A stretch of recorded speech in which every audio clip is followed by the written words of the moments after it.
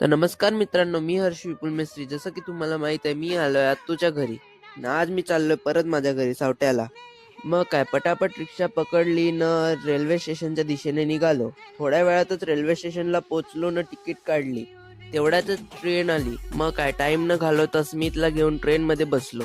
नंतर मग जसं विरार आलं तसे आम्ही पटापट उतरलो न दुसरी ट्रेन पकडायला गेलो. कारण आम्ही पकडलेली ट्रेन डायरेक्ट डहाणू नव्हती. मग काय लगेच विरारवरून डहाणूची ट्रेन बघितली आणि त्याच्यात चढलो.